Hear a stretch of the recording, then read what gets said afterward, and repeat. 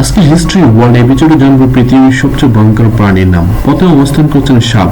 Topic 1, কেউ সাপের বিষ খেয়ে পেলে কি হবে? অধিকাংশ বিষাক্ত সাপের বিষ এক ধরনের জটিল প্রোটিন যার প্রধান উৎপাদনের নাম হলো নিউরোডস স্ক্যান। এই রাসায়নিকটি শুধুমাত্র রক্তের সাথে মিশে গিয়ে বিষক্রিয়া সৃষ্টি করে। পেটে গেলে পেপসন বা টিপসন এটিকে রাসায়নিকভাবে ভেঙে দেওয়ার ক্ষমতা রাখে। অর্থাৎ যে পরিমাণে বিষ রক্তে গেলে মৃত্যু ঘটে, সেই পরিমাণে বিষ পেটের মধ্যে গেলে হয়তো কিছুই হবে না। এই ক্ষেত্রে মনে রাখা উচিত, পেটে যাওয়ার আগে মুখ বা খাদ্যনালীতে ঘা বা কাটা অংশ থাকলে সেখান দিয়ে বিষ রক্তে মিশে গেলে বিপর্যয় ঘটতে পারে।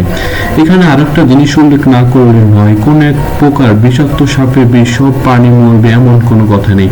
যেমন বিষাক্ত কোবরা সাপের কামড়ে বেজি প্রাণীর শরীরে কোনো বিষক্রিয়া হয়। দ্বিতীয় নম্বর টপিক, সাপের কামড় কি সাপ মারা যেতে পারে? হ্যাঁ, না, দুটোই। এটা দেখা গিয়েছে যে কোনো সাপ যে বিষ থাকে তা সেই বিষের অ্যান্টিবডি নিজের রক্তে থাকে। অতএব একটা কোবরা, একটা প্রজাতি অন্য একটি কোবরাকে কামড়ালে কিছুই হয় না, কিন্তু বাঘ মেম্বার্স কোবরাকে কামড়ালে সেটির মৃত্যু ঘটতে পারে। একইভাবে উল্টোটাও সত্যি। তবে একটা বিষাক্ত সাপ আর একটা বিষাক্ত সাপকে এড়িয়ে চলে, অকারণে শারীরিক স্পর্শ আসে না। একটা সাপ তার চেহারা জীবের সাহায্যে আর একটা সাপ বিষাক্ত ক্রিয়া সেই বিচার করতে পারার ক্ষমতা রাখে।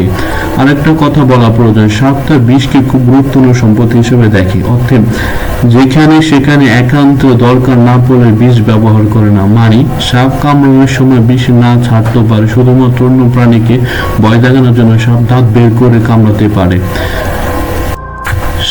সাপের বিষ খেয়ে কিছু হয় না জেনে খেতে যাবেন না যেন। আগে বলেছি, ঘটনার ক্ষেত্রে এটি বিপজ্জনক হতে পারে।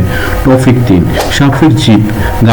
গঠনিকভাবে পর্যবেক্ষণ করলে দেখা যায় যে সাপের জিভ সামনের দিকে ছেঁড়া, কিন্তু পিছনে তার জোড়া লাগানো।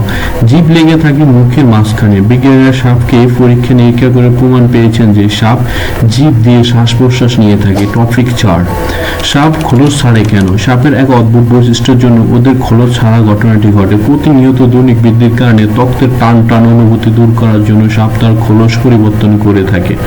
টপিক 5, সাপের গা ভিজে না কেন? সাপের গায়ে কিউটিকলস আবরণ থাকে যা পানি ধুলাবালি কাঁধে লাগতে দেয় না, তাই সাপের গায়ে পানি লাগলে তা লেগে থাকে না।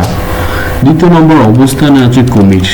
টপিক 1, কুমির সবচেয়ে বড় সরীসৃপ, তবে কুমিরের মধ্যে লবণ পানির কুমির আকার সবচেয়ে বড় হয়। এরা লম্বা হতে পারে 20 ফুটের বেশি, ওজন হতে পারে 1 টন। টপিক 2, ইউরোপ ও দক্ষিণ মেরু ছাড়া পৃথিবীর সব জায়গাতে কুমির দেখা যায়। টপিক 3, কুমিরের 30 থেকে 4 বছর বাঁচে, তবে লবণ পানির কুমিরকে 60 থেকে 70 বছর বাঁচতে দেখা যায়। টপিক 4, ডাইনোসরের সময় কুমির ছিল, তবে সেই সময় অনেক আকার ছিল অনেক বড়। টপিক 5, লবণ পানির কুমিরের ছোঁয়াল খুব শক্তিশালী, ওরা এক কামড়ে 1678 কেজি শক্তি প্রয়োগ করে। সিংহের ছোঁয়াল শক্তি কত জানেন? মাত্র 134 কেজি। টপিক 6, অন্ধকারে বেশ ভালো দেখতে পাই। টপিক 7, কুমিরা ডিম দেওয়ার আগে মাটি গর্ত করে, সেই গর্তে একবার 30 থেকে 70টি ডিম পাড়ে। ডিম পাড়া শেষে গর্ত ভরাট করে দেয়। ডিম ফুটে বের হওয়ার পরে ছানা দিয়ে শব্দ করে মা কুমির দূর থেকে সেটা শুনতে পায়।